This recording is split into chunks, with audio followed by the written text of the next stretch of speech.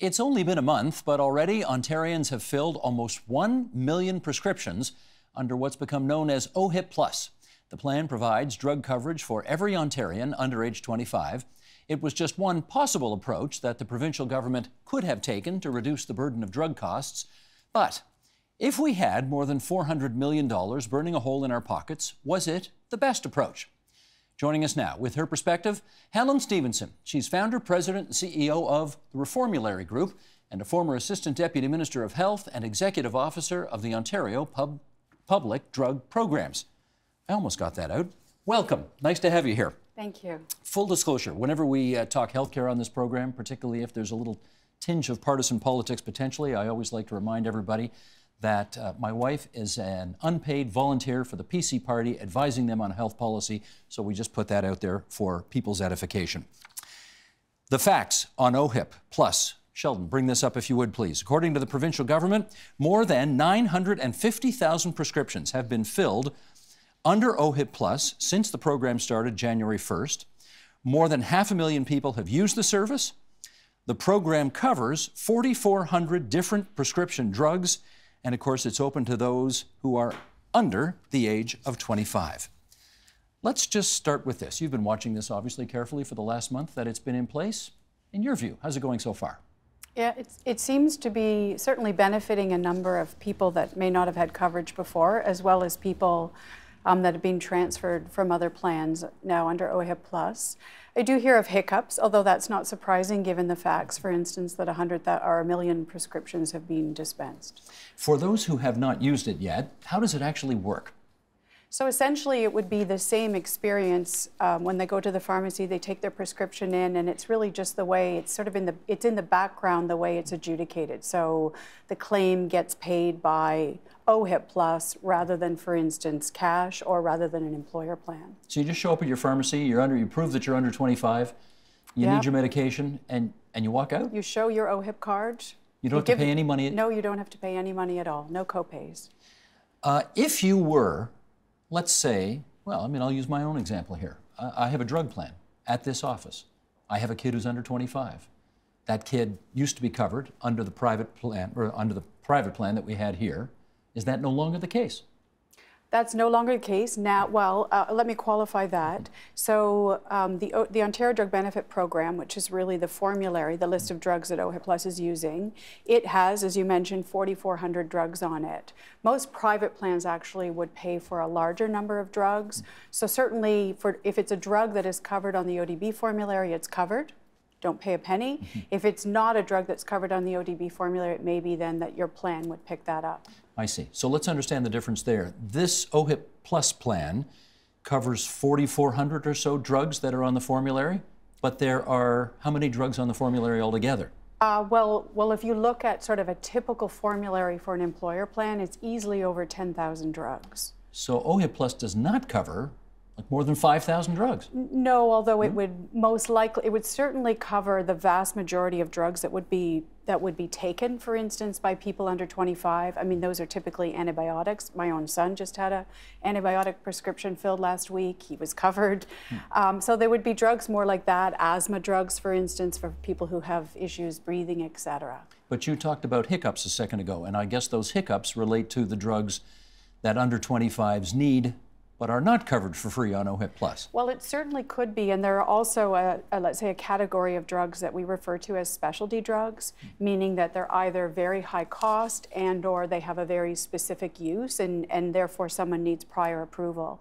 And so I think where there may be some hiccups, at least certainly what I hear in the marketplace, is just that's a big shift now, because again, those people need prior approval. So how do you, right, there needs to be a transition to be over with that approval and or for people to reapply. But essentially all the, now, under 25s in Ontario, 4 million people, something like that? That's certainly what the government has quoted, 4 million people. And most of them in the past already covered under parents' private health plan, that kind of thing? There would be a vast, yes, quite a large number that would have already been covered. So that's going to get into the next part of our discussion here, which essentially is, if you're the province and you look at all the number of different options that you could have done if you decided you wanted to spend $450 million helping people pay for their prescriptions, is OHIP Plus the best option. What's your view? Right. Well, first of all, I will say they didn't ask me. The government didn't ask me, so they certainly, right, that's obviously all I'm going to stop you right there. Yes. The government didn't ask you, yes, despite the fact that you used to run the Ontario Public Drugs Program in the Ministry of Health. Yes, although, I mean, having been part of the, let's say, the government, I do understand, you know, there are priorities of the day, there's policy, sort of public policy that they're, you know, bringing forward, and this, no doubt, was part of that public policy. So it's not surprising to me that they didn't consult. That said, I do, certainly my experience in government, I did hear lots of stories of people, of let's say that the people in sort of which categories that didn't have coverage and were probably, you know, really struggling to pay for drugs. Well, you don't have to say this, but I will say it, because obviously we did our research to try to find one of the best experts in the province to talk about this subject, and we landed on you because you have a ton of expertise in this area. So is it not passing strange that the Ministry of Health would not have even had a single phone call with you to get your advice on OHIP Plus? I mean... That's a rhetorical question. Yeah, exactly. Okay, you don't have to answer, okay. But anyway, point made. So let's blue sky it. If $450 million is burning a hole in your pocket, what would you have done with it, if not this? Well, I certainly would have, I mean, let's say one idea. So the dynamics too are, in terms of how, let's say, these payments work are, so current, or let's say prior to January 1st, a private plan would pay for a drug. If, however, that drug wasn't covered by their plan, they could actually still apply through the Trillium drug program for coverage.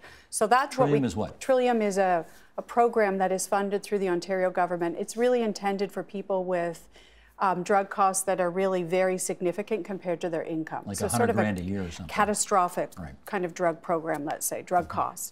And so that would mean the private plan would be called what we say is as a first payer. They pick it up first, and if they don't pay, it goes to another one.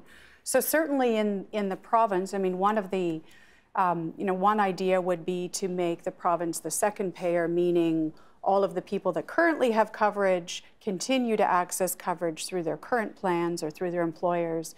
But for those that don't have coverage, now they get actually funded through the government. The province would be the backstop, in other words. Would be or what we call the second payer. That's right. Second payer. So that's certainly one area. Or they could have, for instance, there have been other platforms with respect to funding a certain number of drugs and some very specific drugs and fund those for everybody. That would have been another opportunity. Again, you could have factored in there the second payer, and or really focusing on a program around drugs for rare diseases. And for those people, because those costs are really quite significant. Do you have any idea why they opted not to do that, and why they opted to offer coverage to more than 2 million kids who are already covered under the old system? I don't know. I mean, again, it's from my time in government, there must have been they saw that as a real public policy priority. But is there an obvious benefit to offering coverage to people who are already covered? There's an obvious benefit. I mean, to your point, probably not. There's an obvious benefit people that are not covered. So, I mean, I guess, one theory is that it's a stepping stone towards covering everybody in the entire province. But that, just in terms of cost, that would be a very, very significant cost the government would be taking on. Now, they've said $450 million is what they expect this to cost if you want to cover around 4 million under 25s. You've crunched the numbers. Is that a reasonable budgetary number? Well, we suspect it's it's higher than that. Certainly the analysis we did for people that have submitted a claim. So what we don't know are, what about the people who haven't submitted a claim? Maybe they will in the future, maybe they'll require a prescription. But we think it's quite possible, especially as you start to look at the OHIP Plus will also cover some of these drugs for rare diseases that, again, are currently being picked up by the private plans. And some of those drugs, there's one, for instance, that's $1 million per person per year. So if a lot of those start to be picked up as well, that's where it could really drive costs. Well, I saw your study on this, and using your expectations of how prescriptions are going to be filled, we crunched the numbers, and we didn't get $450 million as the annual price tag on this. We got something closer to $800 or $900 million. Is that possible? It's possible. Again, sort of based on, the analysis we had, we also were looking at people that had prescriptions. We didn't look necessarily, like there'd be a number of people who don't necessarily need a prescription. And so, but I think it's quite possible that the numbers, right, to your point, that the numbers will really be quite a bit higher. I think one of the arguments they're making is that even though most of the people who are now covered under OHIP Plus already were covered on private plans, they're interested in a national Pharmacare program that covers everybody, and this is a first step towards that. Does that argument hold any water for you? It certainly does. Again, part of the challenge with the national Pharmacare is who's going to pay. And so that's the piece, back to your earlier question about the estimates. Well, what if they are in the $800 million range, right, for this group? Like, can we really then, taking this step then to cover all Ontarians would really be quite a bit bigger. But it could very well be the step to a national Pharmacare plan. We just need to get every other province to agree. Oh, and that'll be easy. Yeah. Well, you've done this more than I have. That doesn't sound very easy. No, respectfully, I don't think that's very easy. I do remember, I think it was probably 40-some years ago, that the Bill Davis government brought in the first Seniors Drug Benefit Program, which they budgeted at $50 million a year, and before long it was $1 billion. These things tend to take off, don't they? They do, and remember, it's not just, we sort of have a compounding factors, people taking more drugs, more people aging, more people taking more drugs, and also the cost of drugs and new drugs coming onto the market. And all of that really is what's creating, right, driving that spend up. So, again, it is quite likely we'll see increases. Is it possible that now that the province is sort of overseeing drug costs for everybody under 25, that could actually help in some way reduce the cost of drugs to people who take them in the province? Well, they will, so the government really, they negotiate for for people that they cover. So, previously it's really people over 65, now it's people as well under 25. So for those people, they will get the benefit, the government will get the benefit of some reduced costs and some negotiated prices, for instance. But we also need to remember there's still a large portion of Ontarians that are either paying cash and or covered through private plans, and they won't necessarily get those reductions. Now, the insurance companies that used to be covering all these under 25s on their parents' plans or their own plans or whatever, what happens to all that business? Well, that's right. So I don't think much will change. Certainly what we're seeing is it's status quo. So insurance companies and employers are going to see what happens now with the rollout of OHIP Plus. There's still, sort of to your very early question, there's still some drugs that are not covered under OHIP Plus. So plans are still, my understanding, still intending to cover those. So we'd still rely on private plans to cover that stuff? Yes, so far. I have not heard of, I've heard little rumblings, but not really heard of plans starting to simply delist. So starting to not cover that group of, under 25s. Just in our last minute here, obviously this is all you're not a politician, but this is a political story, right? The government had a decision to obviously favor the under 25s as opposed to other groups. But if you were offering some sort of quasi-political advice to the Minister of Health on, what group maybe ought to have been more favored than the under 25s here, what would you have suggested? Well, I probably would have looked at more, the people that don't have coverage. So there would be, I can't quantify it because I don't think we really know how many people don't have coverage. There's lots of estimates out there in terms of, again, what we call cash-paying consumers. So that is really, I think, the group, and particularly there'd be a large number that are, let's say, self-employed, or don't have, significant incomes, and yet may be struggling with some very significant health issues with high drug costs. And so that would be certainly, I think that would be very worthwhile to focus on that group.